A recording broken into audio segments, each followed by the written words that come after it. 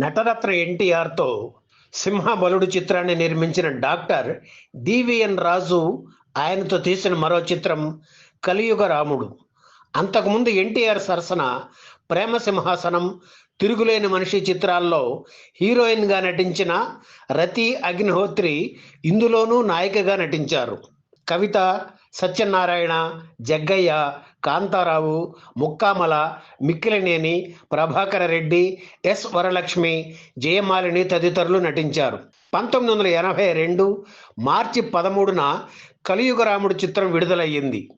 కథలో పట్టు లేకపోతే ఎంతటి సూపర్ స్టార్ నటించినా ప్రేక్షకాదరణ నోచుకోదు అని చెప్పడానికి కలియుగ రాముడు ఒక ఉదాహరణ.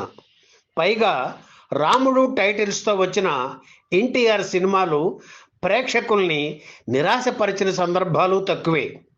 కె బాపయ్య దర్శకత్వంలో రూపుదిద్దుకున్న కలియుగ రాముడు చిత్రం విడుదలైన సరిగ్గా 16 రోజులకే, అంటే 1982 మార్చి 29న ఎన్టీఆర్ తెలుగుదేశం పార్టీని ప్రకటించారు.